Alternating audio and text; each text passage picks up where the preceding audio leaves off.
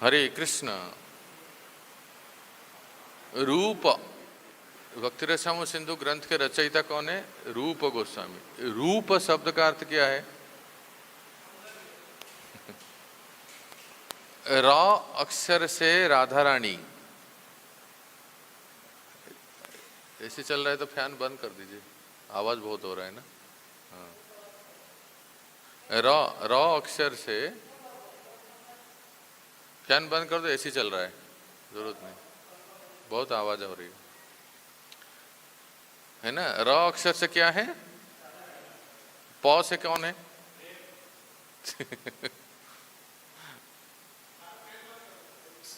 प्रभु जी ने तुक्का लगा दिया एक। तो रूप शब्द जो है उसमें र से राधा रानी और प से प्राणनाथ। राधा के प्राणनाथ कौन है? तो राधा और कृष्ण के प्रेम का एक अगर मूर्ति बनाया जाए वो है रूप। कौन है रूप?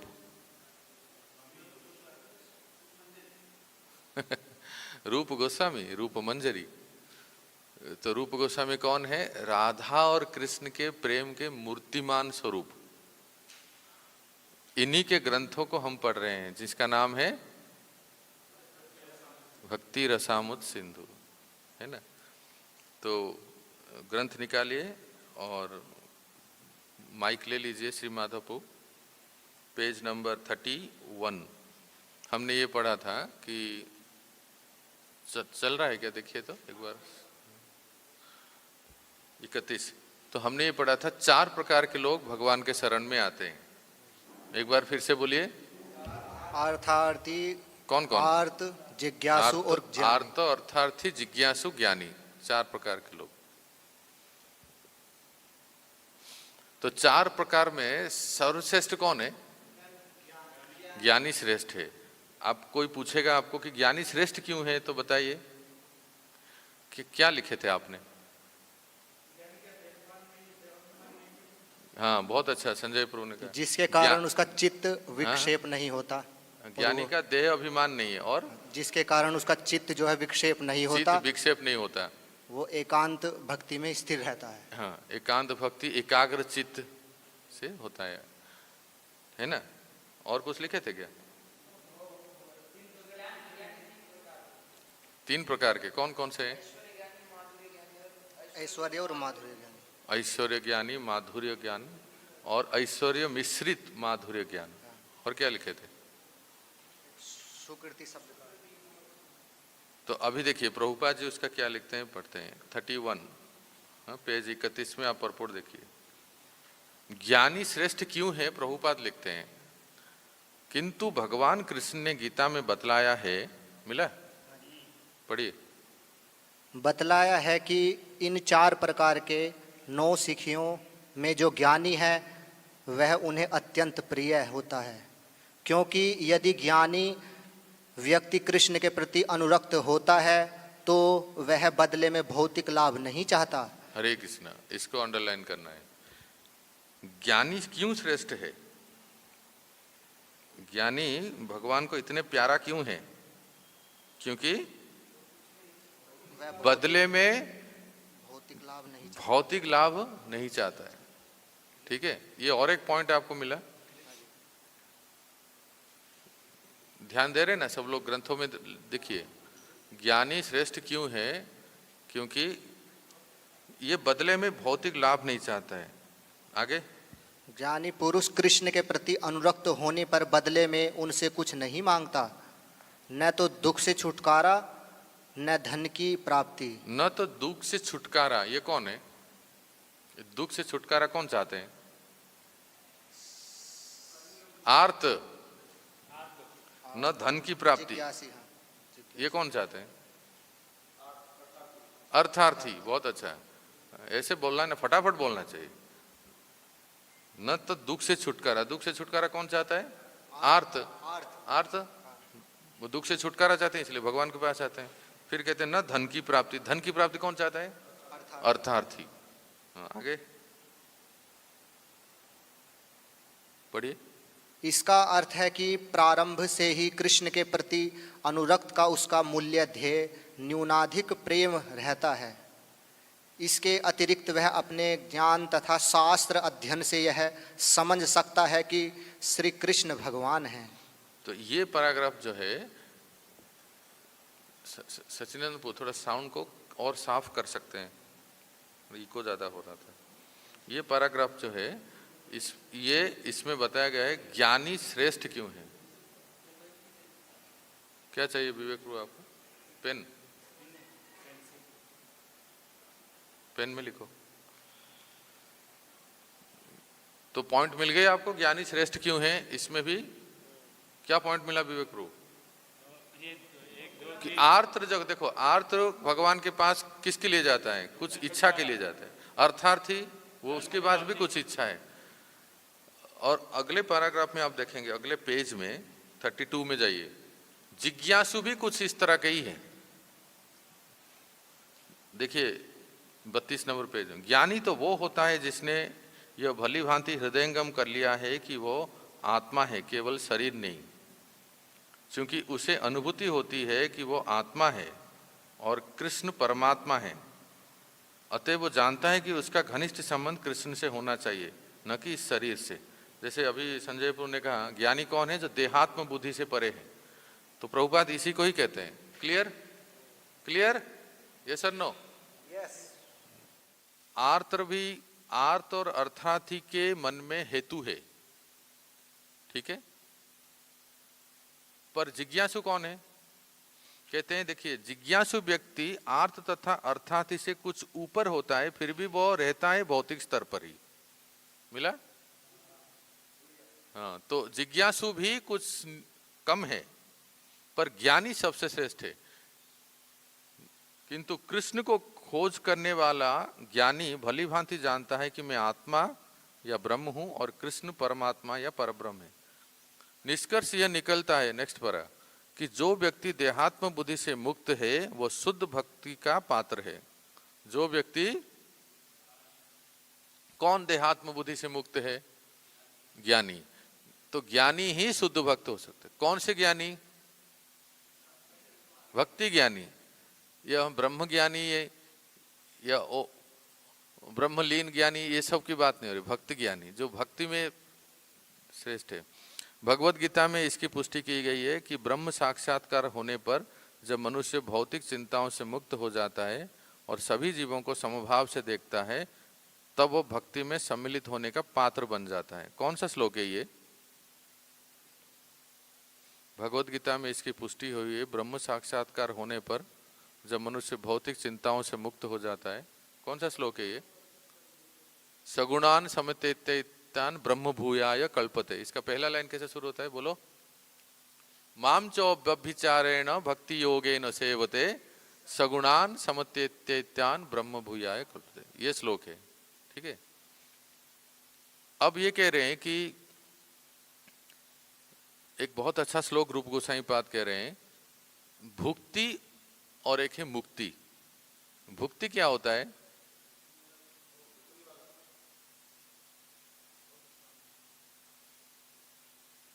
दिखते हैं, सबको दिख रहा है ना? भुक्ति, भुक्ति का अर्थ क्या होता है? संसार में भोग की कामना। मुक्ति का अर्थ क्या होता है? मुक्त होने की कामना। सरल है ना? मोक्ष, इस संसार से मुक्ति हो। ये दोनों भक्ति के लिए डिटरमिनेंटल है। ये दोनों भक्ति के लिए प्रतिबंध है, हाँ, विरोध है।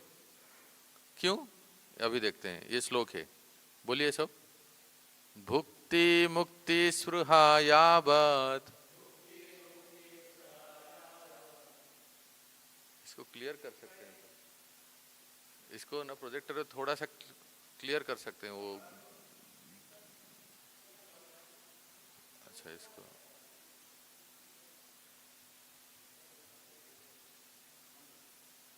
एक मिनट थोड़ा सा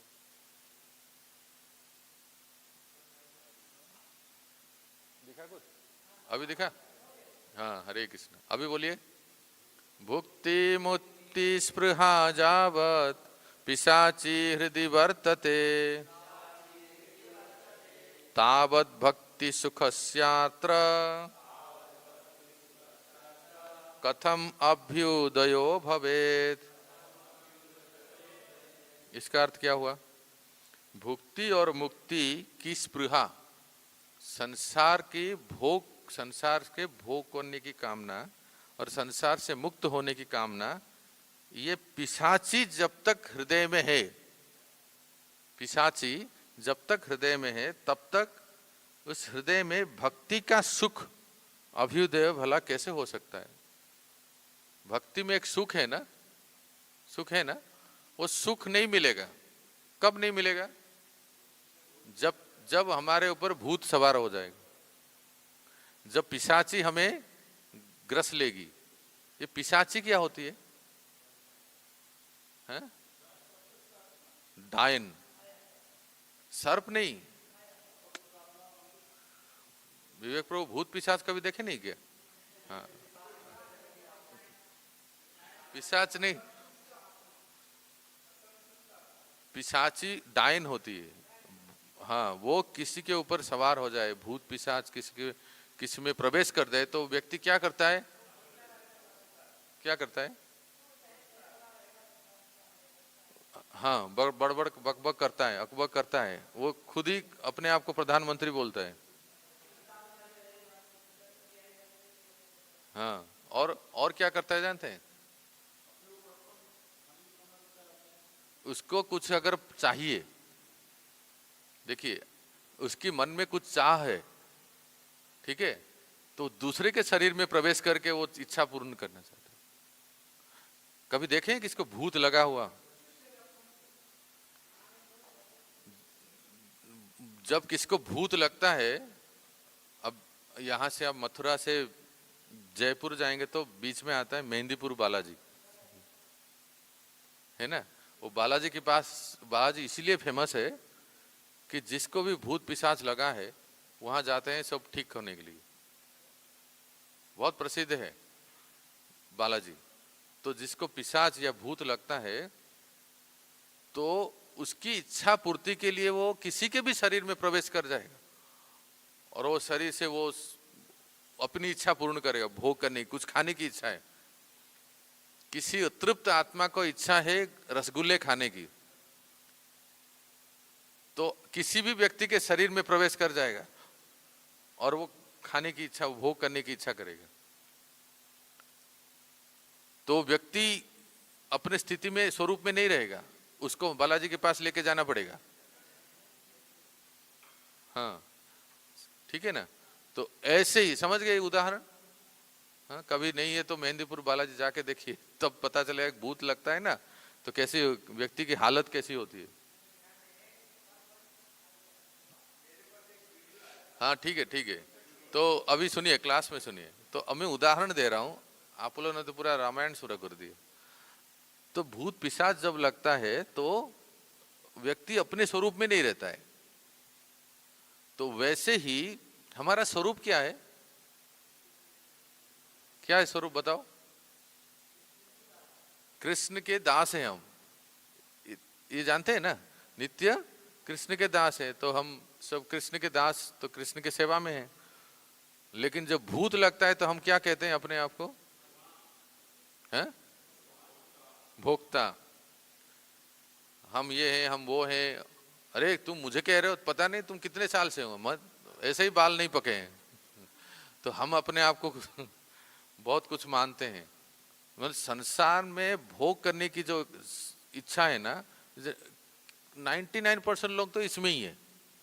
और कुछ जो बच्चे हैं कहते अरे बहुत हो गया, इस संसार से छुट्टी लेते हैं। क्या करेंगे? ब्रह्मलीन, मुक्त। हाँ, मुक्त होने की इच्छा है, मुक्त होने की इच्छा है। ये भोग करने की इच्छा और मुक्त होने की इच्छा दोनों भक्ति के वाधक हैं, इसी को कह रहे हैं।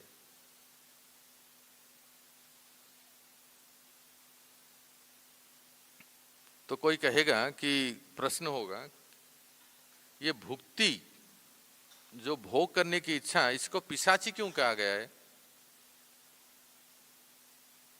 तो कहते हैं भुक्ति पिशाची है क्योंकि यह भावांतर के द्वारा भक्ति स्पृहा का आवरक है। भुक्ति को पिशाची इसलिए कहते हैं, डायन इसलिए कहते हैं, वो भक्ति करने नहीं देगा। क्या करने देगा? फिर संसार में भोग करने की इच्छा ही ज्यादा होगी। और भक्ति का स्वरूप क्या है? दास भाव है ना, सेवा करने की प्रवृत्ति, ये भक्ति। लेकिन पिशाची डायन अगर किसको लग जाए, विच कहते हैं ना, हाँ इंग्लिश में विच कहते हैं, तो पिशाची अगर किसको ग्रस ले तो फिर वो व्यक्ति भोग करने की प्रवृत्ति होगी, वो सेवा नहीं करेगा, उसके मन में दास भाव नहीं होगा। मुक्ति को पिशाची क्यों कहते हैं? सोच के बताइए। भुक्ति तो ठीक है क्योंकि भोग करने से भक्ति नष्ट हो जाएगी, भक्ति के विरोध है। मुक्ति को भी पिशाची कहते हैं, क्यों कहते हैं? हाँ, भगवान को निराकरण। और थोड़ा सा स्पष्ट, मुक्ति में होता क्या है बताइए। हाँ, होके हाँ, क्योंकि मुक्ति में सेवा भाव नहीं है ना। व्यक्ति के मन में इच्छा क्या रहता है कि बस हम लीन हो जाएंगे, एक हाँ ब्रह्म में लीन हो जाए। इस प्रवृत्ति के वजह से मुक्ति को पिशाची कहते हैं। परीक्षा में 2 मार्क का प्रश्न आएगा, इसलिए मैं बार बार रिपीट कर रहा हूं। भुक्ति और मुक्ति को पिशाची क्यों कहते हैं? तो आपको ये अभी मैं प्रभुपाद जी में भी लिखे हैं, इसका हम देखते हैं, पेज नंबर 33।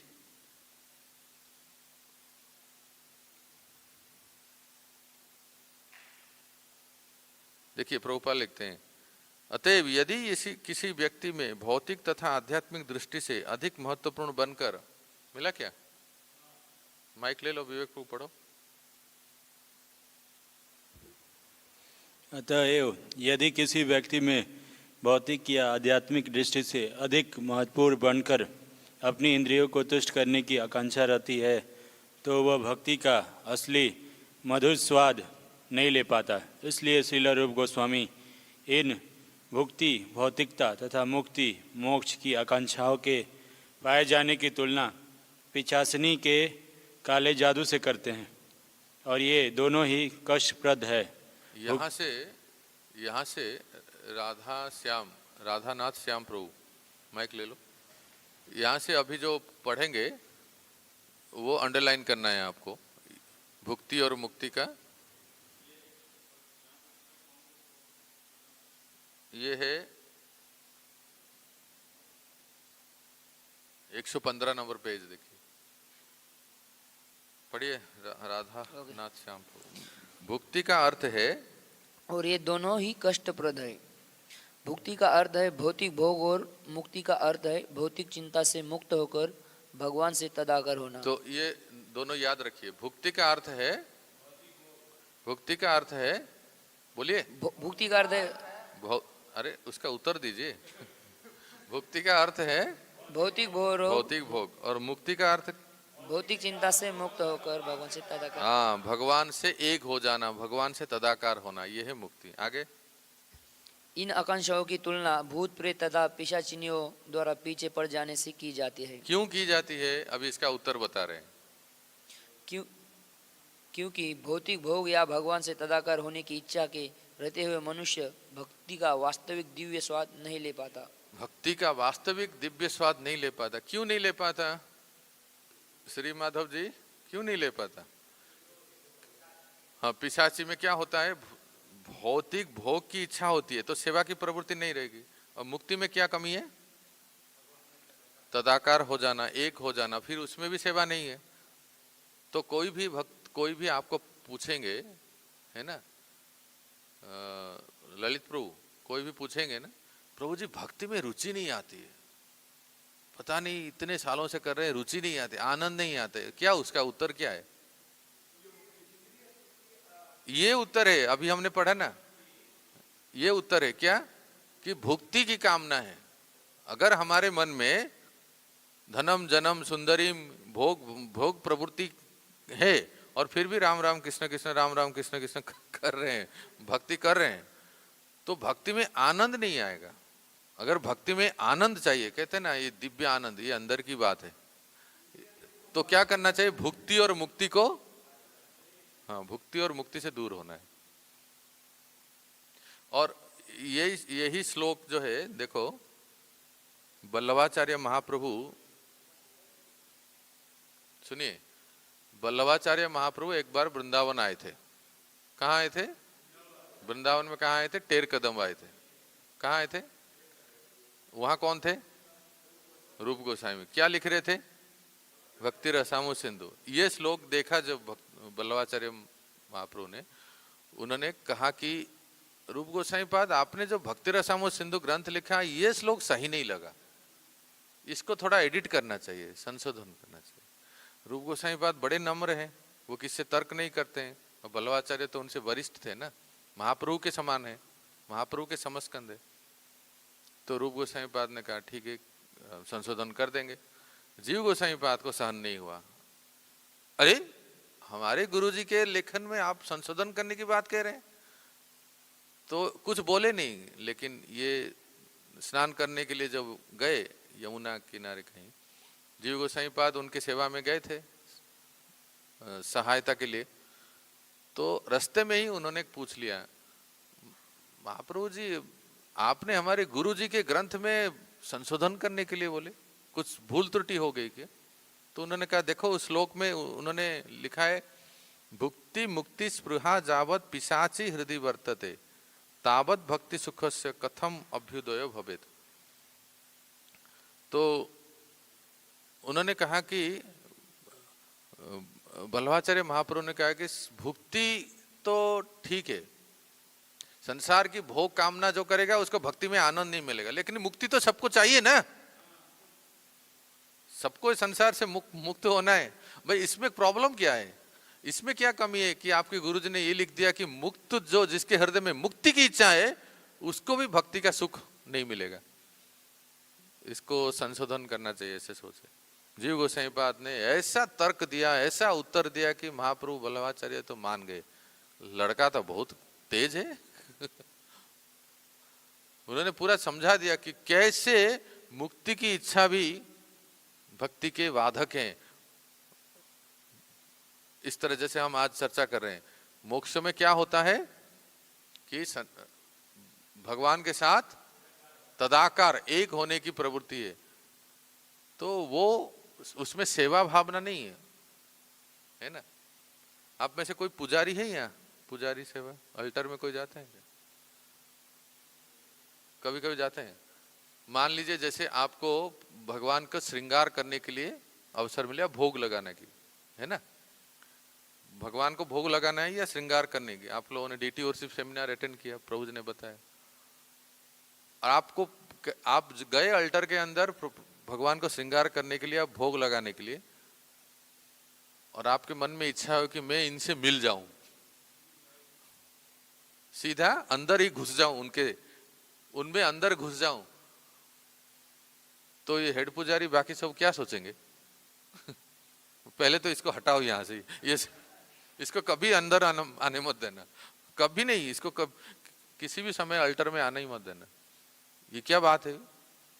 इसको भोग लगाने के लिए बताया गया है, श्रृंगार करने के लिए कह रहा है कि मैं मिल जाऊं अंदर। ये हो गया ब्रह्म सायुज्य, इसको सायुज्य मुक्ति कहते हैं। पर भक्त लोग और 4 प्रकार के मुक्ति भी कामना नहीं करते हैं। और 4 प्रकार की मुक्ति क्या क्या है, एक एक करके सुनते हैं। सालोक्य अर्थात भगवान के धाम में, लोक में, भगवान के लोक में रहना। फिर सामीप्य, सामीप्य का अर्थ क्या है? भगवान के समीप रहना। कहते हैं ना, अरे प्रभु जी पता है हमारा महाराज के साथ ही रहते हैं, उस प्रकार भगवान के निकट रहना, दाएं बाएं रहना, सामीप्य। और सारूप्य, वो क्या है? भगवान जैसा ड्रेस पहनते हैं, भगवान के जैसा रूप, वो बिल्कुल वही चतुर्भुज स्वरूप है। और दूसरा सार्ष्टी, ऐश्वर्य, धनवान होना। तो आपको बताया गया है कि ठाकुर जी को जाके भोग लगाना है, और आपके मन में इच्छा हुई, अरे क्या है, भगवान को 56 भोग मिलता है, हमें खिचड़ी। हमारे मन में अगर ये इच्छा हुई, हम भी तो कोई कम नहीं है, हम भी कुछ 56 भोग लेते हैं, तो भगवान के समान भोग करने की इच्छा हुई, भले हम भगवान की सेवा कर रहे हैं, लेकिन अगर भगवान के समान किसी प्रकार की इच्छा होती है ना, तो ये प्रेम भक्ति में बाधक है। अब आगे वो हम पढ़ेंगे कैसे, उदाहरण से आप समझ सकते हैं। अब यहां से भुक्ति और मुक्ति कैसे बाधक है, इसके कई उदाहरण दे रहे हैं। देखिए,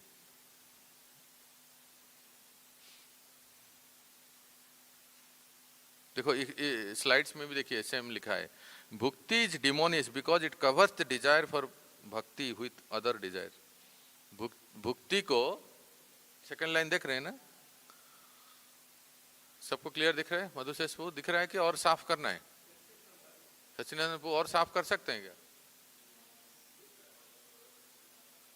सचिनंदनपु ये और साफ होता है क्या, क्लियर होता है? इनके ही आंख में चश्मा नहीं है क्या, क्लियर? नहीं, ठीक है, इतना ठीक है। तो भुक्ति पिशाची है क्योंकि भक्ति के सेवा सुख को आवृत कर देती है। फिर नेक्स्ट लाइन में लिखा है, mukti is demonious because its reference point is oneself, क्योंकि तदाकार हो जाते हैं। इसलिए इन दोनों में से, भुक्ति और मुक्ति, इन दोनों में से कौन ज्यादा खतरा है? भुक्ति। क्यों?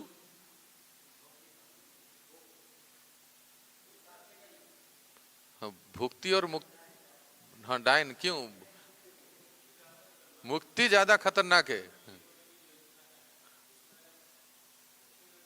माइक दीजिए प्रभु जी, अच्छा बोल रहे हैं, माइक दीजिए। भुक्ति में है कि उसकी जब भोग वासना में के संस्कार जग जाने के कारण हो सकता है सेवा छूट जाए, भक्ति भोग में लग जाए, लेकिन जब उधर से फिर वो सेवा में लगेगा, लेकिन जब वो लक्ष्य बना लेगा मुक्ति को, तो फिर वो सेवा में उसको लगना नहीं चाहेगा, वो मुक्त होने के लिए उस तरह से प्रयास करने लगेगा। हाँ। जो ज़्यादा खतरनाक है वो लीन होने, ब्रह्मलीन जो कि प्रवृत्ति जो होती है। हाँ, बिल्कुल समझ रहे हैं अखिलेश जी? आप तो कुछ और बोल रहे थे और वो कुछ और बोल रहे हैं।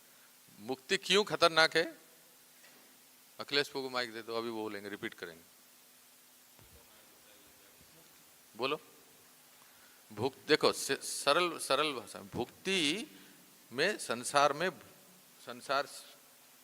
भोग करने की इच्छा है, भक्ति में बाधक है। परंतु भक्ति करते करते कई बार ऐसे होता है, देखा जाता है साधकों में भोग प्रवृत्ति नष्ट हो जाती है, कम हो जाती है, भोग प्रवृत्ति दूर हो जाती है, ठीक है ना, अब वो शुद्ध भक्त बन जाता है। पर मुक्ति क्यों खतरनाक है? कि मुक्ति में शुरू से ही इच्छा है कि बस इस संसार से छुट्टी लेना है, ब्रह्म में भगवान से एक हो जाना है, लीन हो जाना है। तो फिर उसको कैसे हम श्रेष्ठ कह सकते हैं? इसलिए कह रहे हैं मुक्ति बहुत खतरनाक है।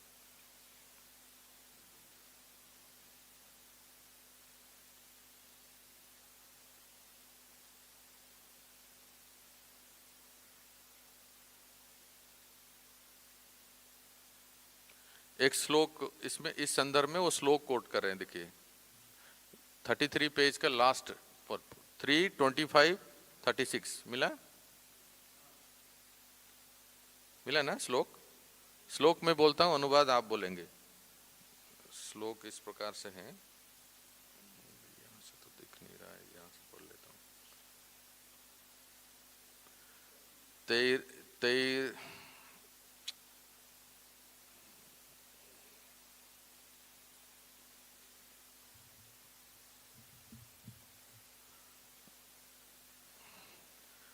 ते दर्शनीया वयवीर उदार विलासहासे क्षितवाम सुक्तै हृतात्मनो हृत प्राणम स भक्तिर अनिच्छतो में गतिमन्मि प्रयुक्ते। अनुवाद पढ़िए, श्री माधवपु पढ़िए, ग्रंथ में ही है। कपिल ने अपनी माता,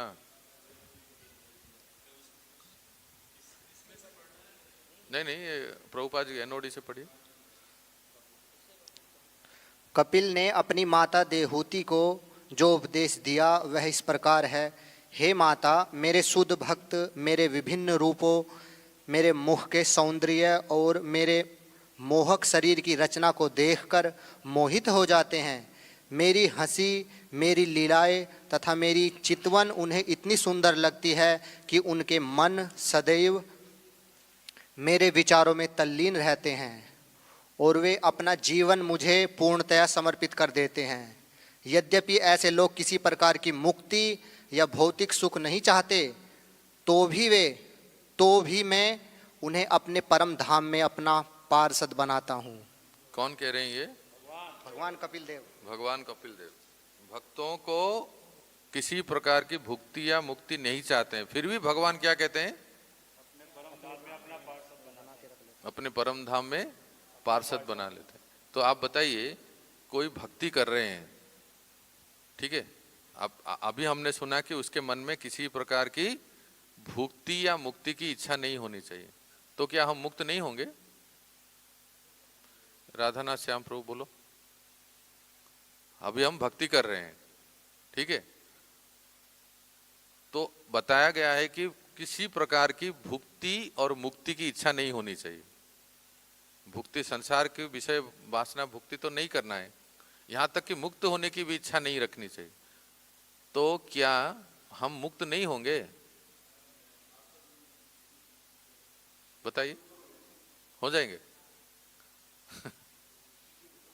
क्यों, कैसे? क्योंकि वो वाई प्रोडक्ट है, इसको कहते हैं आनुषंगिक। आप, इसलिए भगवान इस श्लोक में कहते हैं, यद्यपि मेरे भक्त नहीं चाहते हैं पर मैं उनको ले लेता हूं अपने धाम में, अपना पार्षद बना लेता हूं। तो 100 रुपए में 10 रुपए है कि नहीं? सब्जी लाते हैं ना, बताइए। ये नहीं समझे अब। 100 रुपए में 10 रुपए है, तो भगवान की भक्ति करते हैं तो अपने आप ही मोक्ष मुक्ति, संसार से छुट, भगवान का पार्षद अपने आप ही बन जाते हैं। भगवान वो उसके लिए, मतलब वो चाह करने की इच्छा नहीं है, वो भगवान अपने धाम में ले ही लेते हैं, तो हो गया ना मुक्त। लेकिन भक्त चाहते नहीं है, भक्त को जहां भी रखें वो उसमें सुखी है। अभी ये प्रसंग आ रहा है, देखिए। और एक श्लोक कहते हैं,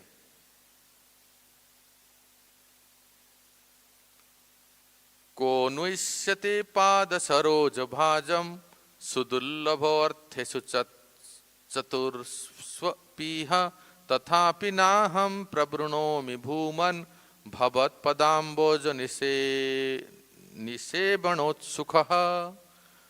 पढ़िए नेक्स्ट पेज 34, राधानाथ श्याम प्रभु पढ़िए, सेकंड पारा 3, 4, 15। श्रीमद् भागवतम में ही 3, 4, 15 एक अन्य मिलता जुलता अंश आता है, जिसमें भगवान कृष्ण को संबोधित करते हुए उद्धव कहते हैं, हे प्रभु, जो लोग आपकी दिव्य प्रेम भक्ति में लगे हुए हैं, उन्हें धर्म, अर्थ, काम तथा मोक्ष से कुछ भी लेना देना नहीं रहता। हालांकि वे इन विभिन्न स्रोतों से सुख की प्राप्ति बड़ी आसानी से कर सकते हैं। हे प्रभु, इन सब सुविधाओं के होते हुए भी मुझे ऐसा फल नहीं चाहिए। मेरी आपसे यही प्रार्थना है कि आपके चरण कमलों में मेरी अविचल श्रद्धा तथा भक्ति बनी रहे। रूप गोसाई पाद कितने श्लोक उद्धृत करते हैं, क्या बताने के लिए? कि भक्त को भुक्ति या मुक्ति कुछ भी, श्लोक सारे शास्त्रों से उद्धृत करते हैं। और एक श्लोक देखिए 3:25, ये कौन बोल रहे हैं? वही कपिल भगवान। नैकात्मतां मे स्पृहयन्ति केचिन् मत्पाद सेवाभिरता मदीहा ये अन्योन्यतो भागवता प्रसज्य सभाजयन्ते मम पौरुषाणि। अखिलेश भू रीड।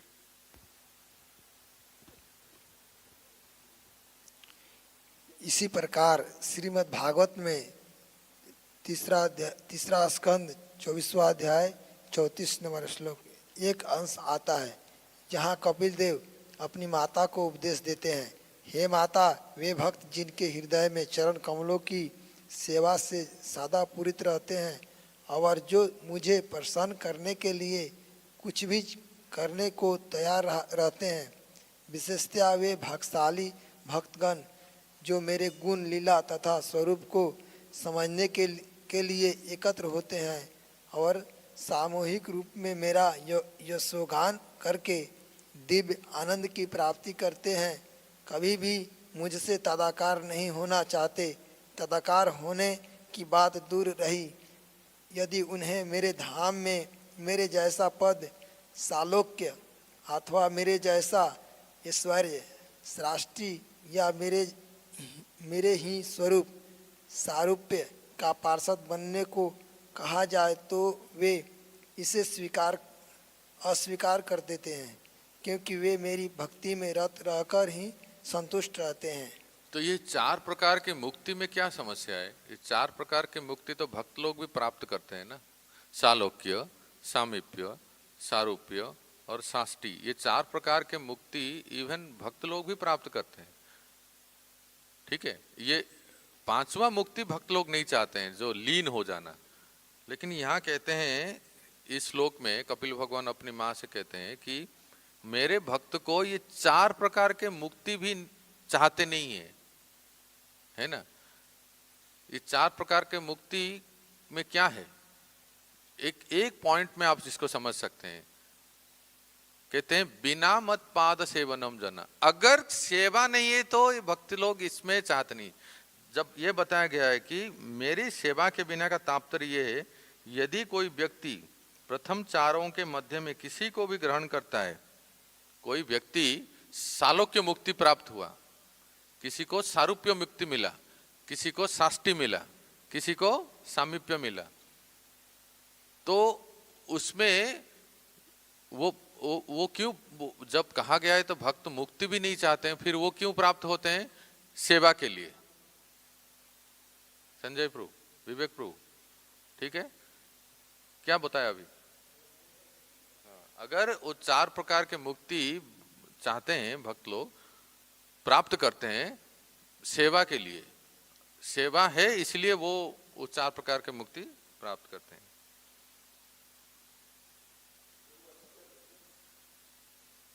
देखो इस श्लोक में देखो ना, सालोक्य, साष्टी, सामीप्य, सारूप्य, ऐकात्म अपिंत दीयमानम न गृह्णन्ति बिना मत सेवनम जना। मेरी सेवा के लिए ही मुक्ति स्वीकार करते हैं, नहीं तो नहीं।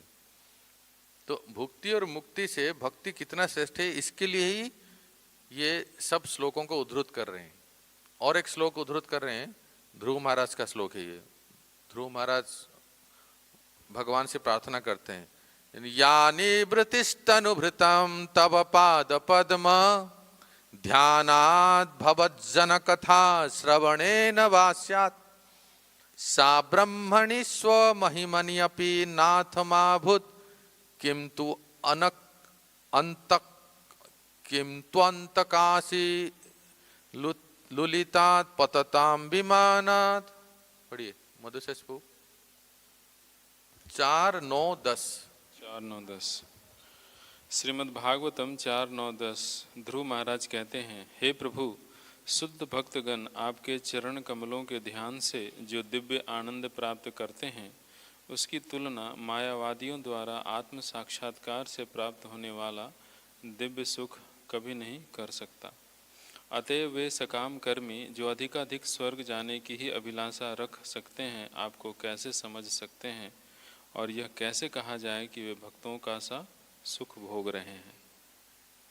हाँ, मतलब कहते हैं सकाम कर्मी जो अधिकाधिक स्वर्ग जाने की ही अभिलाषा रखते हैं, आपको कैसे समझ सकते हैं, और वो कैसे कहा जाए कि भक्तों का सा सुख भोग करते हैं। ये सब श्लोक भागवतम से उद्धृत कर रहे हैं। किस लिए? भक्ति का सुख क्या है? हाँ, सर्वश्रेष्ठ है, भुक्ति और मुक्ति से भी। मुक्ति से भी बढ़कर सुख है भक्ति में। देखो और श्लोक उद्धृत कर रहे हैं, 4:20-24 से, अध्याय 4 में, न कामये नाथ तदप्यहम क्वचि न यत्र युष्म चरणाम्बुजस्वसवः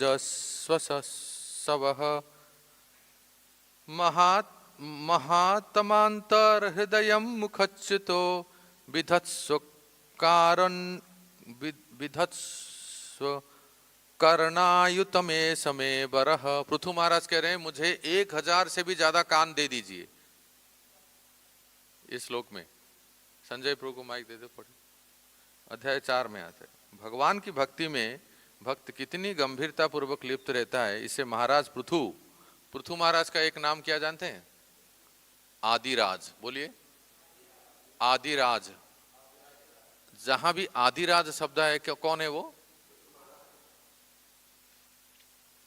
पढ़िए।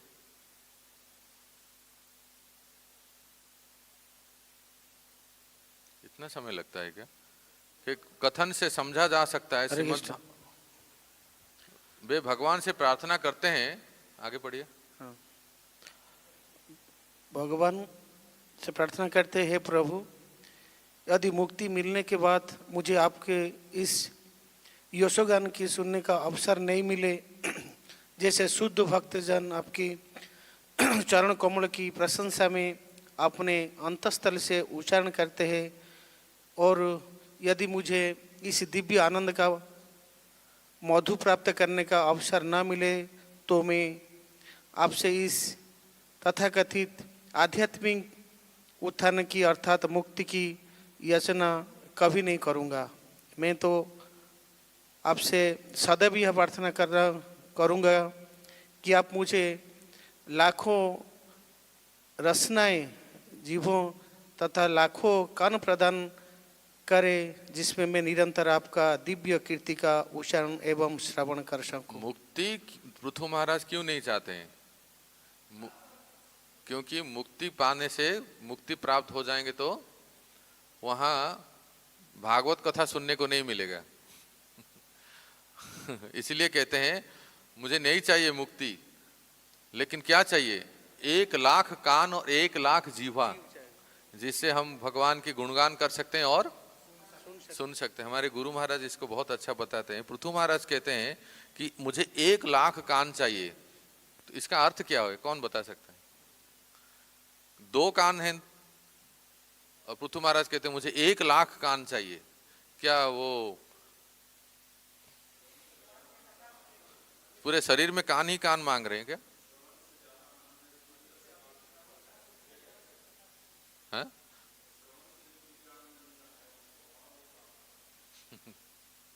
हाँ हाँ, पूज्य महाराज श्री कहते हैं कि पृथु महाराज की जो उत्कंठा देखिए कथा सुनने की, कि 1,00,000 कान कर थे। स्टैंड अप 1,00,000 कान का अर्थ है कि हम 2 कान से सुनते हैं। प्राय भक्तों का अनुभव है, कभी कभी आयु होने के बाद 1 कान कम सुनाई देता है। हाँ, क्या बोले प्रभु जी? ऐसे करते हैं ना, कोई भी एक कान थोड़ा कम सुनाई देता है ना। तो पृथु महाराज कह रहे हैं हमारी कान की कैपेसिटी बढ़ा दीजिए, 1,00,000 गुना शक्ति उसमें हो कि कहीं भी अगर हम यहां बैठे हैं और वाणी आश्रम में क्लास चल रहा है फिर भी वो सुनाई दे। मैं कथा सुनने के लिए इतने तत्पर हूं, अगर हम यहां बैठे और पूज्य महाराज श्री हरिद्वार में कथा करें फिर भी यहां से सुनाई दे।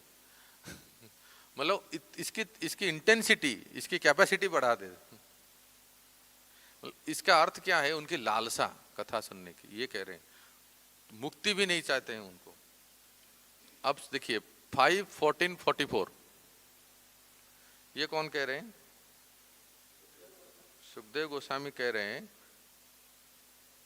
यो दुस्त्यजान क्षितिसुत स्वजनार्थदारान प्रार्थ्याम श्रियम सुरवरे सदयावलोकम नैच्छाम नृपस्तद उचितम महताम मधुबिद सेवानुरक्त मनसाम अबभोपि फल्गुः।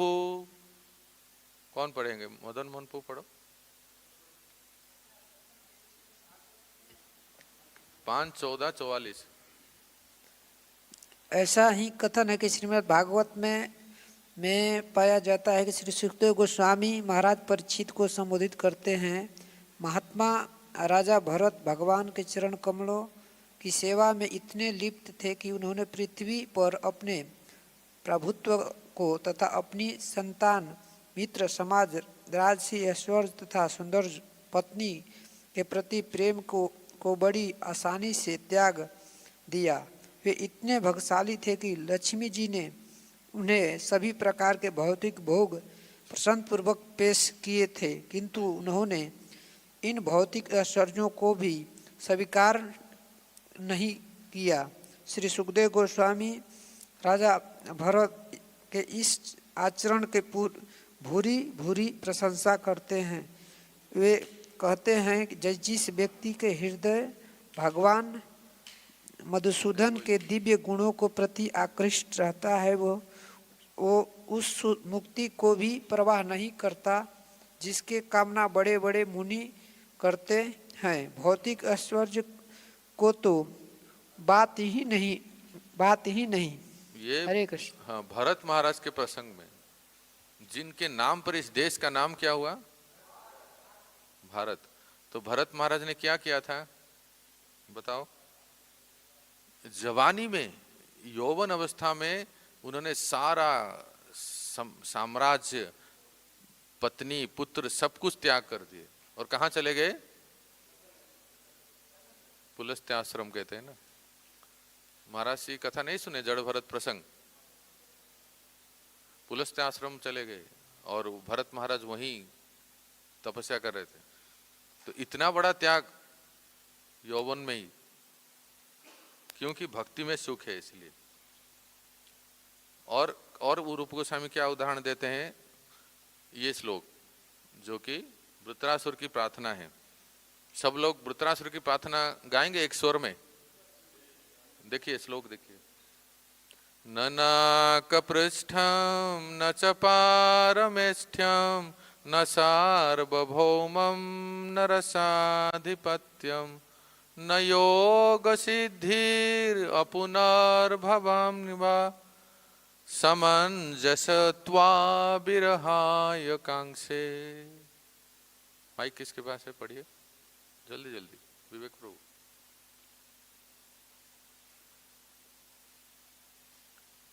पेज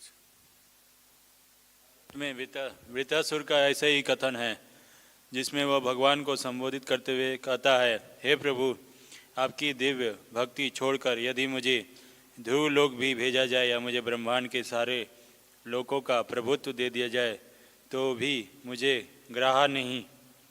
मैं न तो योग सिद्धियों का इच्छुक हूँ न ही आध्यात्मिक उत्थान चाहता हूँ। मुझे तो नित्य के लिए एकमात्र आपकी संगति तथा दिव्य सेवा चाहिए। मुझे सेवा चाहिए। मुझे न नाक पृष्ठम। ये नाक शब्द का अर्थ क्या है? देखिए तो, हाँ? नाक ये नाक की बात नहीं हो रही है। अर्थ क्या लिखा है? न नाक। नाक शब्द का अर्थ क्या है? सचिनानंद क्या बोले? हाँ, वृत्रासुर कहते हैं मुझे स्वर्ग नहीं चाहिए। स्वर्ग को नाक क्यों कहते हैं? इसको बहुत सुंदर बताए परम पूज्य वृंदावन सुंदरमान महाराज ने। देखो बहुत विच्छेद करेंगे ना। पहले सुनिए, क नाक को संधि विच्छेद करेंगे न अ क, न प्लस अ क। तो पहले जानिए क शब्द का अर्थ क्या है। क शब्द का अर्थ है ब्रह्मा। एकाक्षरी में क शब्द का अर्थ ब्रह्मा भी होता है। क शब्द का अर्थ दक्ष प्रजापति भी है और क शब्द का अर्थ है सुख। क शब्द का अर्थ है सुख। क के आगे क्या लगा? अ, तो हो गया अक, अर्थात जहां सुख नहीं है। अक सुख नहीं है का अर्थ क्या हुआ? बोलो, दुख है। सिंपल है ना, इतना क्या सोच रहे हो? फिर से बोलता हूं, देखो बोर्ड होता तो लिख देता। क शब्द का अर्थ है सुख। क के आगे लगा है अ। अ क शब्द का अर्थ है सुख नहीं, अर्थात दुख है। अब अ क के आगे लगा है न। न अ क, अर्थात जहां दुख नहीं है, अर्थात क्या है? सुख है, तो स्वर्ग है। रिपीट कर, कौन रिपीट कर सकता है? जैसे मैंने बताया, समझने का प्रयास कीजिए। कौन कर सकता है? करो। अरे मधु से स्पो करेंगे, माइक दे दो। ब्रह्मा नहीं, कौ के कई अर्थ होते हैं। कौ का अर्थ होता है सुख, कौ के आगे लगा है औ कौ का अर्थ है सुख नहीं, अर्थात क्या? दुख है। फिर औ के आगे लिखा है नौ। सुनिए सुनिए, बहुत ब्रेनस्टॉर्मिंग, इसलिए ऐसे ही तो याद रखना है। फिर औ के आगे लिखा है नौ, तो हो गया नौ औ, अर्थात जहां दुख नहीं है, क्या है? हो गया सुख, स्वर्ग। ठीक है, ऐसे ही आईएएस बन जाएंगे क्या?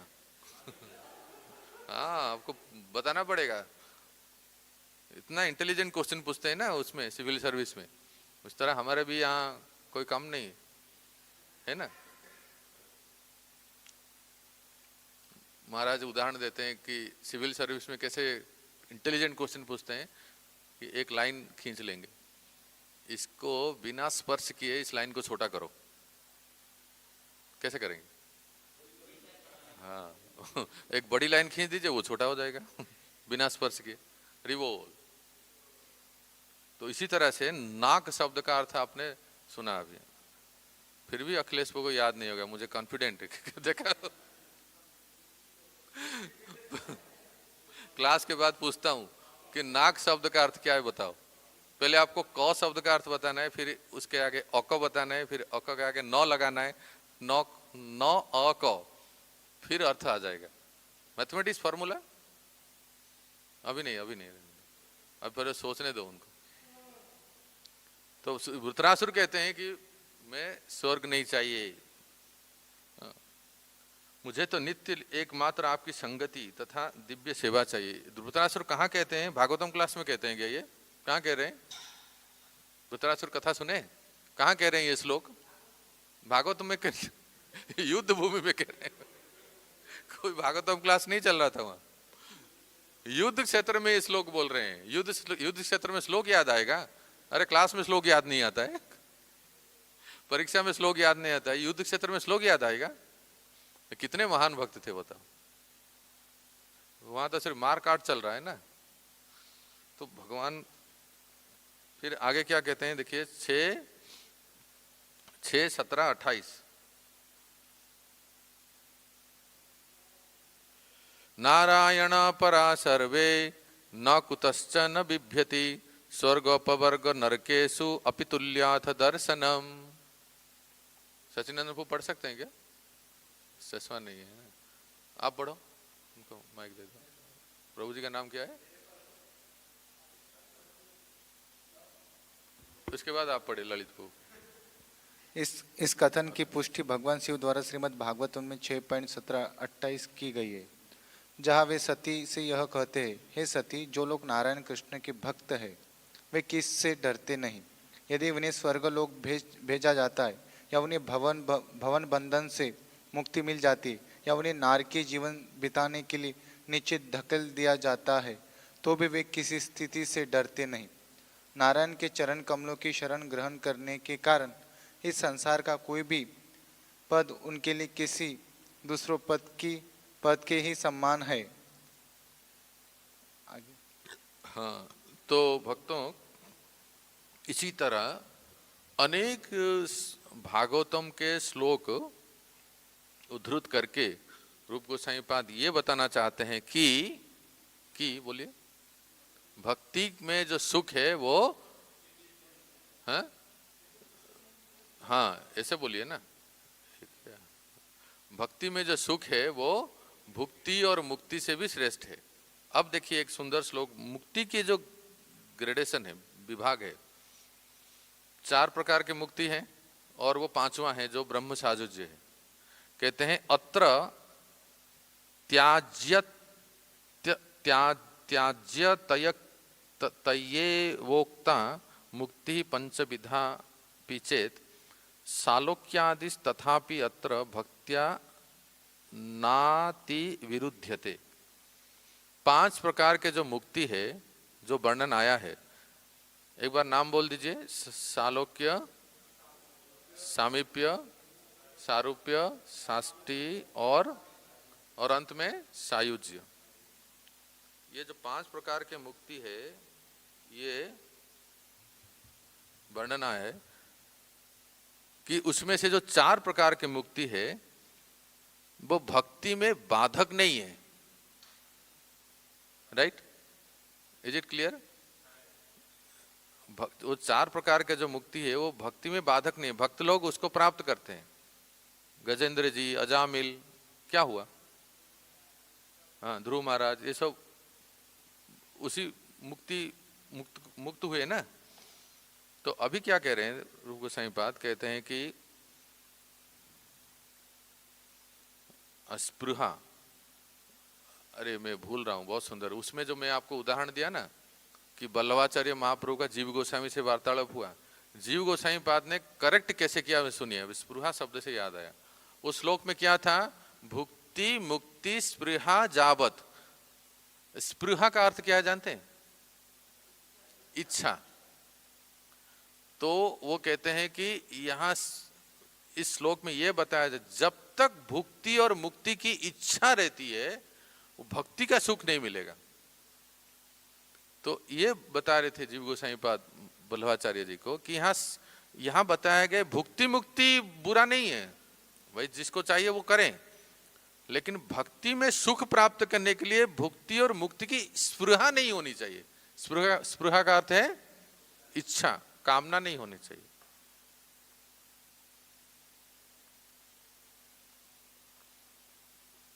देखिए कह रहे हैं कि ये जो 4 प्रकार के मुक्ति है ये भक्ति में एकदम विरोध नहीं है।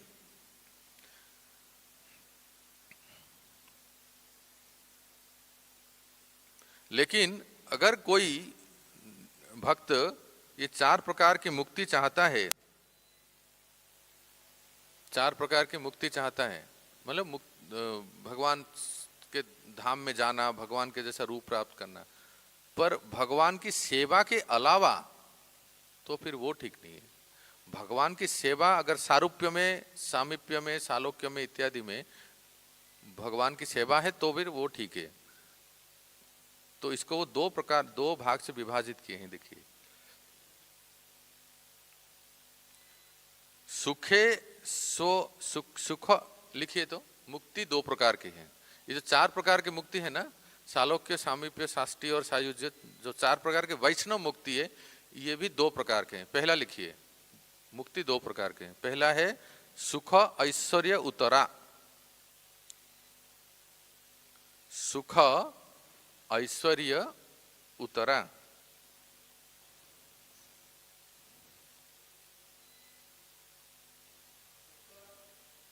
उत्तरा।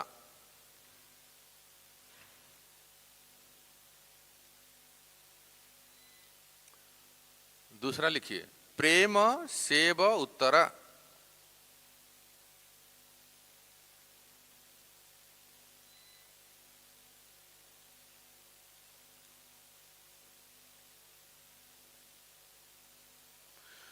तो इसका अर्थ लिखिए उसके सामने। सुख ऐश्वर्य उत्तरा का अर्थ है कि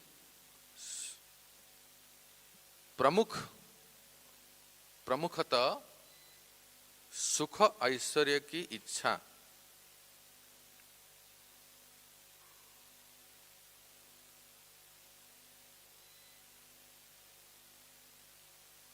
दूसरा है प्रेम सेवा उत्तरा में प्रमुखतः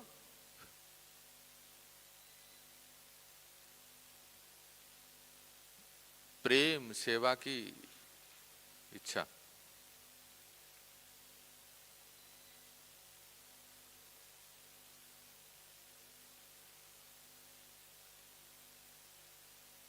इन दोनों में से श्रेष्ठ कौन सा है? हाँ हाँ, प्रेम सेवा से जो मुक्ति, जिस मुक्ति में प्रेम पूर्वक सेवा है। ठीक है, सबको समझ में है? What happened? फिर से कह रहा हूं, सुनिए। मुक्ति 4 प्रकार की है, उसको फिर से डिवाइड किया है 2 भाग से। पहला है सुख ऐश्वर्य उत्तरा, that means predominated by the desire for happiness and power, देखो उसमें लिखा है, ठीक है। और दूसरा है प्रेम सेवा उत्तरा, predominated by the desire for prem. ये 4 प्रकार के मुक्ति भी 2 भाग से विभाजित की गई है। एक क्या है जिसमें जिस जीव को सुख और ऐश्वर्य प्राप्त करने की इच्छा है, जैसे जिस ऐश्वर्य जिस सुख में भगवान रह रहे हैं वैसा सुख और ऐश्वर्य उसको प्राप्त होता है, उसकी मन उसमें है, पर सेवा करते हैं। इसको मैं उदाहरण से समझा दूंगा, आप समझ जाएंगे। सेवा करते हैं पर थोड़ा सा थाट बाट में रहना है। अब सुख और ऐश्वर्य चाहिए, हाँ बस, हाँ थोड़ा पोस्ट पोजीशन, थाट बाट, थोड़ा चकाचक, हाँ इसमें रहे, और फिर सेवा करेंगे, सेवा छोड़ेंगे नहीं, सेवा भी करेंगे। दूसरा क्या है कि उनको वैसा ऐश्वर्य सुख नहीं चाहिए, बस किसी भी स्थिति में बस उनको भगवान से सेवा, प्रेम और सेवा सुख चाहिए। ये 2 प्रकार के 2 भाग से विभाजित किए हैं। इसको समझ रहे हैं ना? जैसे मान लीजिए सभी हमारे मंदिर में सेवा करते हैं, लेकिन कुछ कुछ भक्तों के मन में इच्छा रहती है, भाई हमारे पास भी एक गाड़ी वाड़ी हो, थोड़ा मटका सिल्क हो, अरे बढ़िया चकाचक कपड़ा हो, खाना वाना भी थोड़ा एकदम 1 नंबर का हो। ये क्या रोज खिचड़ी खाते हैं, ऐसे मन में आता है। तो किसी किसी को मन में आता है चलो यार बहुत हो गया, आज थोड़ा गोविंदा में चलते हैं, या कभी तो सेवा भी कर रहे हैं, लेकिन मन में वो सुख और ऐश्वर्य की भावना है। ये होगा तो फिर सेवा करेंगे हम। कई सारे टर्म्स एंड कंडीशन आ जाते हैं ना, T&C, कि अभी तक इतने साल हो गए कोई अभी मिला ही नहीं, कोई एक टेबल भी नहीं मिला। प्रभु जी ऐसे ही बैठे हैं अपने मैं आई हेल्प यू में। नहीं मैं ऐसे कह रहा हूं, उदाहरण देखो कि किसी व्यक्ति को जो भी मिला, आज क्या बना है, आज पनीर सब्जी बना है, चाहे खिचड़ी मिला, उससे संतुष्ट है, उससे कुछ मतलब नहीं है। वो किचन डिपार्टमेंट के साथ जाके ये नहीं कि हमारी झंडा ऊंचा रहे, हमारे भी कुछ करो, क्या ये हमेशा वही बनाते रहते हो, हमारी मांगे पूरी करो, है ना। कुछ लोगों को सेवा भी चाहिए, थोड़ा सा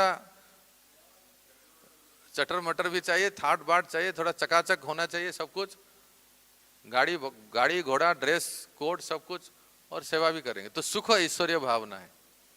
मंदिर में भी हम देख सकते हैं ना। और कुछ लोगों को अरे जो मिला ठीक है भाई, आज हमारे भाग में खिचड़ी है तो फिर चलेगा, बस थोड़ा सा पेट भर ले, प्रसाद ले ले, और बस सेवा में लग जाए, भजन भक्ति कर ले, और सप्लाई में जो भी मिलता है उससे संतुष्ट हो जाए। और ऐसा नहीं कि वो कपड़ा मिला तो उसको लेके दुकान में दूसरे कपड़े ले आए और पोल खोल दिया मैं है ना। ये क्या है, सरकारी कोटा में देते हैं, ये कोई काम का नहीं है। और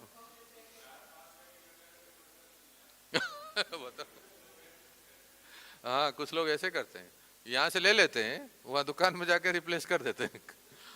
तो उनको सेवा भी कर रहे हैं, वो भी मंदिर के भक्त हैं। अब जो मैनेजर हैं, है ना, मधुसेसपुर सबको संभालते हैं, कि इस प्रकार के नमूने भी हैं जिनको थोड़ा ऐश्वर्य चाहिए, सुख चाहिए, थोड़ा चकाचक चाहिए। और कुछ लोग ऐसे हैं कि जैसा भी छितड़ा भी पहन लो, कंथा कोपिन, उधर से सूर्य चंद्र भी दिख रहा है पीछे से कुछ कई सारे छेद हैं। कुछ लोग ऐसे होते हैं सीधर कोला बेचा जैसा, फर्क नहीं पड़ता है उनको, बस एयर कंडीशनिंग है, हवा आता जाता रहता है, और बस वो सेवा कर लेते हैं, सेवा में आनंद में रहते हैं, भजन भक्ति करते हैं। तो ऐसे इसलिए वैरायटी है। और ये ध्यान दीजिए, दोनों भगवान के भक्त हैं, है कि नहीं, बताओ, है कि नहीं। उसी प्रकार से मुक्ति में भी 2 प्रकार के लोग हैं, जिनको थोड़ा चाहिए भगवान के जैसा सुख ऐश्वर्य, ऑपुलेंस चाहिए, और किसको चाहिए वो मिले या ना मिले उससे फर्क नहीं पड़ता है, उनको बस भगवान की सेवा में ही रुचि है। लेकिन जानते हैं इन दोनों से भी और एक श्रेष्ठ हैं। ये जो 4 प्रकार के मुक्ति तो जो लोग वैकुंठ जाते हैं उनके लिए है, वैकुंठ जो प्राप्त करते हैं उनके लिए है। पर जानते हैं इन दोनों से और एक श्रेष्ठ है, वो कौन है बताओ? हाँ बताओ। जिनको ना सुख ऐश्वर्य चाहिए, ना वैकुंठ में किसी भी प्रकार की सेवा चाहिए, जो सेवा से कुछ अगर प्राप्त होता है, सेवा करते हैं, साथ में रहते हैं, भगवान के निकट रहते हैं, सामीप्य रहते हैं, तो कितना बड़ा है। अरे प्रभु महाराज के साथ साथ घूम रहे, क्या समझ रखे हैं? तो भगवान के साथ साथ रहते हैं, भगवान जहां देते हैं राइट हैंड लेफ्ट हैंड में वही रहते हैं, सामीप्य नहीं चाहिए। विवेक प्रभु हाँ बोल रहे हैं, चाहिए ना? हाँ देखो, तो उसमें कोई बुरा नहीं है, मतलब वैकुंठ भगवान के साथ रहना, भगवान के सामने। पर ये दोनों से भी एक श्रेष्ठ है, बताओ कौन है वो? जिसको कुछ नहीं चाहिए इन रिटर्न, उनको बस एक ही चाहिए कि आश्ली सेवा पाद रहताम पिनस्तुमाम। आगे बोलो।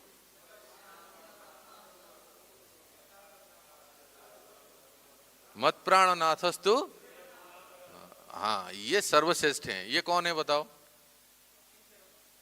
राधा रानी और राधा रानी के भक्त, राधा रानी के दास, जो केवल और केवल कृष्ण चाहे मुझे आलिंगन करे या दर्शन न दे के मरमाहत कर दे, या मुझे लात मार के निकाल दे, फिर भी वो मेरे प्राणनाथ हैं, मैं इनको कभी नहीं छोड़ सकता या छोड़ सकती। ये भाव किसका है? और राधा रानी के जो अनुजाई हैं, दासी भाव में हैं, महाप्रभु ने सिखाया ना, ये सर्वश्रेष्ठ हैं। ना उनको सालोक्य चाहिए, ना सामीप्य चाहिए, ना षष्ठी चाहिए, ना सारूप्य चाहिए, किसी प्रकार की मुक्ति नहीं चाहिए। भले चाहे इस वृंदावन में रहे या उस वृंदावन में जाएं, उनको कहीं भी जाएं, उनको बस जमुना किनारा चाहिए, गिरिराज की तलहटी चाहिए और वृंदावन की लस्सी चाहिए, है ना? तो यही वो इसमें है, बताया जा रहा है। 38 नंबर पेज निकालिए। मधुशेषपु माइक ले लीजिए। भागवतम में ही 38 नंबर पेज। भागवतम में ही 9:4-67 वैकुंठनाथ दुर्वासा मुनि को इस तरह उत्तर देते हैं। मेरे शुद्ध भक्त सदैव भक्ति में लगे रहने के कारण संतुष्ट रहते हैं, इसलिए वे 5 प्रकार की मुक्त अवस्थाओं की भी आकांक्षा नहीं करते हैं। ये हैं मेरा तादात्म्य यानी सायुज्य, मेरे लोक में वास करना यानी सालोक्य, मेरे ऐश्वर्य की प्राप्ति यानी सारष्टि, इस सबको अंडरलाइन कीजिए। मेरे जैसे स्वरूप की प्राप्ति यानी सारूप्य, मेरा सानिध्य प्राप्त करना यानी सामीप्य।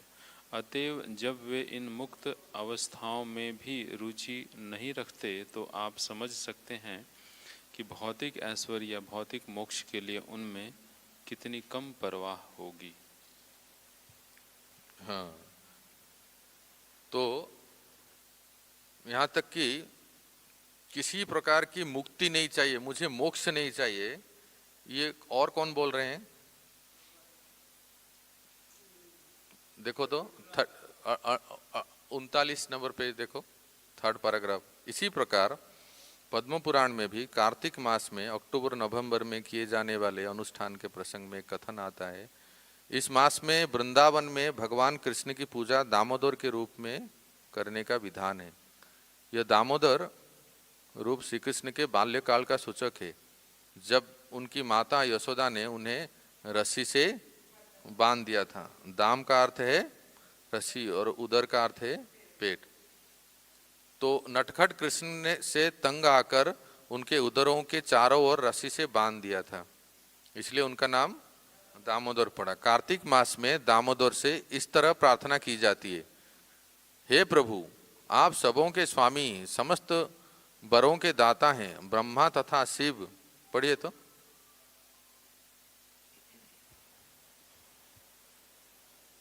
पढ़िए मधु से। कहाँ से? ये उसी आगे पढ़ना है। हाँ, माता यशोदा ने नटखट कृष्ण से तंग आकर उनको उदर के चारों ओर रस्सी से बांध दिया था, इसलिए उनका नाम दामोदर पड़ा। कार्तिक मास में दामोदर से इस तरह प्रार्थना की जाती है, हे प्रभु, आप सबों के स्वामी और समस्त वरों के दाता हैं। ब्रह्मा और शिव के समान अनेक देवता हैं जो कभी कभी अपने अपने भक्तों को वर देते हैं। उदाहरणार्थ शिव जी ने रावण को अनेक वर दिए थे और ब्रह्मा जी ने हिरण्यकशिपु को, किंतु ब्रह्मा तथा शिव भी भगवान कृष्ण के वरों पर आश्रित रहते हैं, इसलिए कृष्ण को समस्त वरों का दाता कहा गया है। इस तरह भगवान अपने भक्तों को उनके द्वारा चाही गई कोई भी वस्तु दे सकते हैं, तो भी भक्त यही प्रार्थना करता है, मैं आपसे मुक्ति या मुक्ति लाभ तक किसी भौतिक सुविधा की याचना नहीं करता, मुझे तो आपकी इतनी ही कृपा चाहिए कि मैं सदैव आपके इस दामोदर स्वरूप का चिंतन करता रहूं, जिसका दर्शन मुझे इस समय हो रहा है। आप इतने सुंदर तथा आकर्षक हैं कि मेरा मन आपके इस अद्भुत रूप के अतिरिक्त और कुछ भी नहीं चाहता। तो ये श्लोक है प्रभु, हम लोग कार्तिक मास में बोलते हैं, प्रार्थना है। सत्यव्रत मुनि कह रहे हैं, अभी जो मधुशेषपुर ने पढ़ा। बोल दीजिए एक बार प्रार्थना। वरम देव मोक्ष्यम न मोक्ष्यावधिं वा न चान्यं ब्रूणे हम वरे सदपीह इदं ते वपुनाथ गोपाल बालम सदा में मनस्याभिरस्ताम किम। सत्यव्रत मुनि कह रहे हैं, मुझे मोक्ष नहीं चाहिए, वरम देव मोक्षम न मोक्षावधिं वा, बस क्या चाहिए, इदम ते वपुनाथ, ये गोपाल बाल, ये गोपाल स्वरूप मेरे मन में हमेशा स्मरण हो। और क्या कहते हैं, कुबेरात्मजौ बद्ध मुते वजद्वत् त्वया मोचितौ भाजौ कृतौ च तथा प्रेम भक्तिं स्वकाम्य प्रियच्छ न मोक्षे ग्रहो में स्थित। दामोदरे। दो श्लोक में सत्यव्रत मुनि मोक्ष को नकारते हैं, है ना। ये दो श्लोक में, मुझे मोक्ष नहीं चाहिए, बस क्या चाहिए, आपके इस बाल स्वरूप को मैं सदैव दर्शन करता रहूं, वो मेरे मन में सदैव रहे। इसलिए 5 मिनट में विराम देंगे। आगे प्रभुपाद जी लिखते हैं, ये सब श्लोकों को लिखते 42 पेज में देखिए। उपयुक्त कथन से पता चलता है कि भक्त मुक्ति की किसी भी अवस्था के पीछे नहीं पड़ता। मुक्ति की 5 अवस्थाएं हैं जिनकी विवेचना पहले की जा चुकी है, सायुज्य, सालोक्य, सारूप्य और साष्टी, फिर सामीप्य। मुक्ति की इन 5 अवस्थाओं में से भगवान से तदात्म्य अर्थात सायुज्य किसी भी स्थिति में भक्त को स्वीकार्य नहीं है। अब यहां से अंडरलाइन कीजिए। अब अन्य 4 अवस्थाएं भी भक्तों द्वारा वांछित नहीं होती, तो भी ये भक्ति के आदर्शों के प्रतिकूल नहीं है। फिर से मिला सबको? मिला नहीं? 43 पेज मिला सबको? अन्य 4 अवस्थाएं, मतलब ये सालोक्य, सामीप्य, साष्टी और सायुज्य भक्तों द्वारा वांछित नहीं होती, तो भी ये भक्ति के आदर्शों के प्रतिकूल नहीं है। क्या समझे संजय प्रभु? ये भक्ति के बाधक नहीं है। ये 4 प्रकार के जो मुक्ति भक्ति के प्रतिकूल नहीं है। मुक्ति इन 4 अवस्थाओं को प्राप्त हुए कुछ मुक्तात्मा कृष्ण के प्रति स्नेह भी उत्पन्न कर सकते हैं। ये लाइन जब मैंने पढ़ा ना, मतलब मुझे एक बहुत ठोस प्रमाण मिला, और आप सबको मैं कहता हूं, आप सब इस लाइन को अंडरलाइन करें कि आप सबको भी कोई ना कोई भक्त प्रश्न पूछेंगे। क्या प्रश्न पूछेंगे? प्रश्न सुन लीजिए कि मान लीजिए हम मुक्त हो गए और वैकुंठ चले गए, क्या वैकुंठ से कोई भगवान कृष्ण के प्रति आकर्षित होके गोलोक जा सकता है? हाँ ना, हाँ ना? प्रश्न समझ में है? कोई जीवात्मा मुक्त हो गया तो कहाँ गया? किसी 4 प्रकार के मुक्ति उसको, अगर भक्त है तो 4 प्रकार की मुक्ति प्राप्त मिला उसको, वो वैकुंठ गए। अब कई बार लोगों के मन में, भक्तों के मन में प्रश्न होता है कि क्या प्रभु जी वैकुंठ से भी कोई वैकुंठ में अपने स्वरूप को प्राप्त कर लिया है तो क्या वो चाहे तो गोलोक वृंदावन जा सकता है क्या? कैसे जा सकता है? क्या अपग्रेड हो जाता है क्या? कि उसको, वो तो मुक्त हो गया ना, फिर और ऊपर कैसे जा सकते? गोलोक वृंदावन जाने के लिए क्या करना पड़ेगा? यहां ब्रज वृंदावन में भक्ति करना पड़ेगा, राइट? ब्रज वृंदावन में विशेष करके श्याम सुंदर स्वरूप के प्रति, आदि पुरुष जो गोविंद श्याम सुंदर स्वरूप के प्रति जिसका आकर्षण है, राधा श्याम सुंदर के प्रति, फिर वैसे भक्ति करने से गोलोक वृंदावन जाते हैं। लेकिन कोई नारायण, श्री हरि नारायण या मत्स्य कच्छप बराह, रघुनाथ, परशुराम, विष्णु की भक्ति करते हैं तो स्वाभाविक रूप से वैकुंठ जाते हैं, वैकुंठ प्राप्त होता है। तो प्रश्न ये होता है, कोई भी आपको पूछेगा क्या वैकुंठ से फिर गोलोक वृंदावन जा सकते हैं? ये प्रश्न मेरे मन में, ये देखो प्रभुपाद कितना सुंदर बताते हैं, इसको अंडरलाइन कीजिए। मुक्ति के इन 4 अवस्थाओं को प्राप्त हुए कुछ मुक्तात्मा कृष्ण के प्रति स्नेह भी उत्पन्न कर सकते हैं और वे आध्यात्मिक आकाश में गोलोक वृंदावन में भेजे जा सकते हैं। हरि बोल। एक प्रमाण मिला ना? दूसरे शब्दों में, जो लोग वैकुंठ लोक जा चुके हैं और जिन्हें 4 प्रकार की मुक्तियां प्राप्त हैं, वे भी कभी कभी कृष्ण के प्रति स्नेह विकसित कर सकते हैं और कृष्ण लोक को भेजे दिए जा सकते हैं। उत्तर मिला? पर ये कैसे होता है जानते हैं?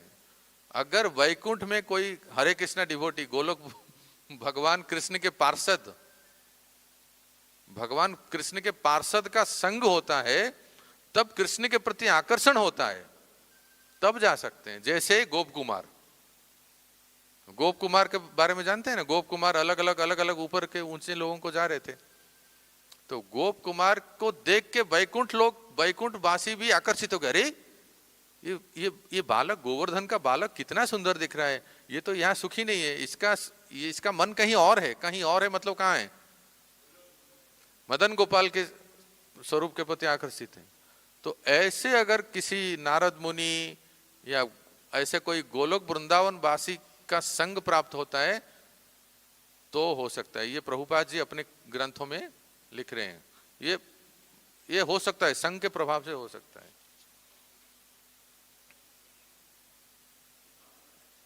तो बस ये देखो पूरा हो गया, इसको 2 मिनट में पूरा कर देते हैं। भगवान के विभिन्न, नेक्स्ट पैराग्राफ देखिए। भगवान के विभिन्न प्रकार भक्तों में से जो भक्त कृष्ण के, अभी हमारे बारे में कह रहे हैं, जो लोग इस्कॉन में भक्ति कर रहे हैं और जो लोग विशेष करके राधा कृष्ण के उपासक हैं, उनके बारे में वर्णन देखिए। भगवान के विभिन्न प्रकार के भक्तों में से जो भक्त कृष्ण के मूल रूप अर्थात वृंदावन बिहारी श्याम सुंदर के प्रति आकृष्ट होता है, वो अग्रणी अर्थात प्रथम श्रेणी का भक्त माना जाता है। हरि बोल। कौन प्रथम श्रेणी का है? जो राधा श्याम सुंदर के भक्त हैं। ऐसा भक्त ना तो वैकुंठ के ऐश्वर्य से, ना ही कृष्ण की राजधानी द्वारका से, ना मथुरा से, ना अवध से आकृष्ट होता है। श्रील रूप गोस्वामी इस निष्कर्ष पर पहुंचते हैं कि गोकुल या वृंदावन में भगवान की लीलाओं को द्वारा आकृष्ट होने वाले भक्तगण सर्वश्रेष्ठ हैं। भगवान के किसी विशेष रूप के प्रति अनुरक्त भक्त अन्य रूपों के प्रति आकृष्ट नहीं होना चाहता।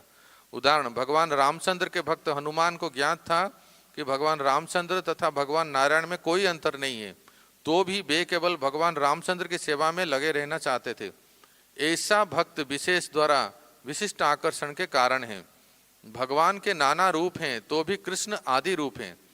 यद्यपि भगवान के नाना रूपों के भक्तगण एक ही कोटि के होते हैं, किंतु यह कहा जाता है कि जो भगवान कृष्ण के भक्त हैं वे समस्त भक्तों की सूची में सर्वोपरि हैं। वृंदावन वह दिव्य स्थान है जहां कृष्ण बालक रूप में अपनी नित्य लीलाएं करते हैं और यह सारी सृष्टि में सर्वोच्च क्षेत्र माना जाता है। जब यह वृंदावन भौतिक जगत में प्रकट होता है, अभी हुआ है ना, प्रकट हुआ है ना, कहां प्रकट हुआ है? यही तो है जहां आप लोग बैठे हैं। जब यह वृंदावन भौतिक जगत में प्रकट होता है तो यह स्थान गोकुल कहलाता है। वैकुंठ जगत में यही गोलोक या गोलोक वृंदावन कहलाता है। श्री वृंदावन धाम की। तो ये वृंदावन को क्या कहेंगे? गोकुल। और वो आध्यात्मिक जगत में जो है वो गोलोक वृंदावन। भक्ति रसाम सिंधु की, श्रील प्रभुपाद की, श्री रूप गोसाई पाद की, निताई गौर प्रेमानंदे।